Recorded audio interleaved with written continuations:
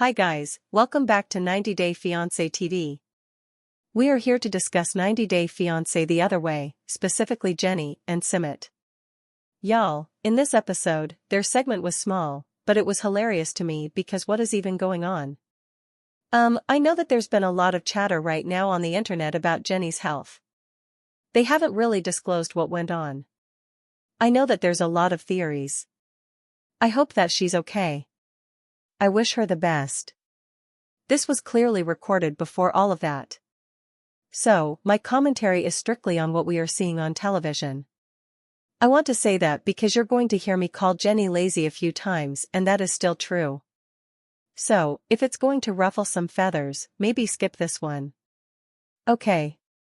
But in this episode, you guys, we open up at the family cafe. Okay. And it looks like they have a flow going. We're having some customers come in. They're really gravitating towards this fancy coffee machine that they've invested in. Sumit is a great salesman. They come in for coffee. He's like, "You want to try some food? You want some food, right?" And the person says yes. And it's going great. They're still working out their payment system. If people want to pay with an app or on a phone, it has to be on Sumit's phone. But it's fine. They're making it work. They're making it work until someone pays with cash. These girls give Jenny, I guess, like a $500, not dollar, I forget. A 500 bill of their currency. They give it to Jenny. Jenny's like, "Oh, let me get you your change. Thanks for the coffee." "You're welcome. Let me get you some change or it's a tip, right?" "Just kidding." She calls up her father-in-law. Her father-in-law gives her a breakdown of change of 500. Meaning, Jenny, you're supposed to take out what you're charging from it and then give them the rest back. 20 to 500. Okay. 400 and 100 500. There you go. There's your change. Thank you. You're welcome. Jenny gives the girls all of their money back, meaning they got free coffee. So, I think there's a moment where the dad needs change and is asking Jenny and Jenny's like, "Oh, well, I don't have any." And the dad is like, "Well, you're supposed to have it because I gave you the change." And Jenny's like, "Oh, I thought you gave me the exact amount that I had to give back to them." "Jay, I don't have change." "How much money you have given back?" "You gave me 500. I gave you change of rupees 500.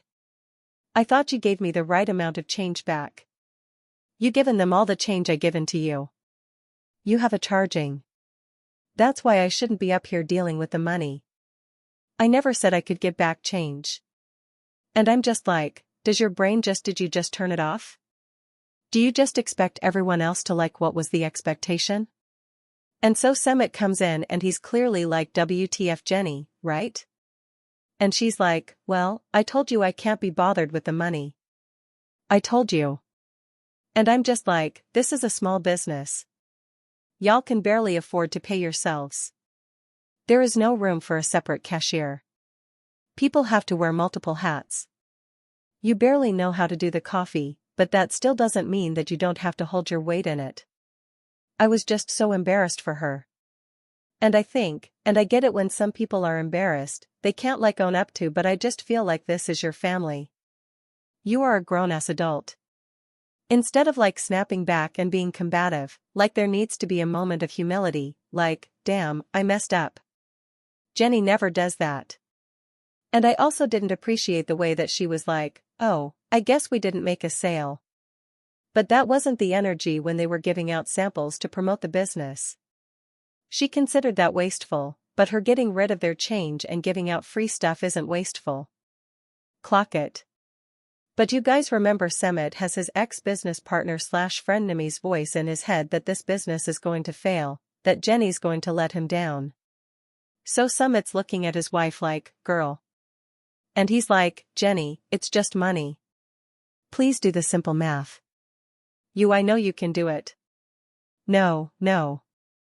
I don't understand that it's just simple math, plus minus easy. You know how to work money. And she's like, no, I don't know how to do the money here. He's like, it's the same, like it's the same way.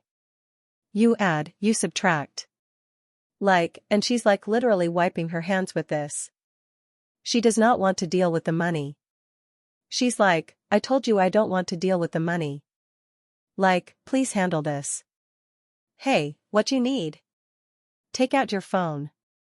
Just calculate, like, no, I cannot, I already told you I don't want to deal with the money. Jenny giving all the money back to the customers, and she's saying I don't know how Indian money works, and I said, but you do the math, it's a basic math. She's just taking up space in this business. She could barely do the coffee. Like, honestly, they could do without Jenny in this business. When you don't know how to do something, you ask for help, but you don't get in the way, do it wrong, and then get mad when you get corrected. I don't understand, going to change. What do you, did we not talk about this at home? I think so. That is unacceptable in any area of your life. And the way that she's then turning this to a situation where she's like, I knew it would be hard to be married and then live together and then also work together because I can't take criticism and I don't like to be told what to do. I knew living together and working together was going to be tough, and this is a perfect example of why. I can't be told what to do, how to do it, if I'm doing it good or bad. And I'm just like, Jenny, you can't force yourself to be in the way, do it wrong, be mad at criticism, and then make everyone else the enemy. That's not okay. And I just feel like her self-awareness short circuits when it's time to take accountability. And okay, right? Like, let's say the money is a little more complicated to handle. There's so many issues that I have with that.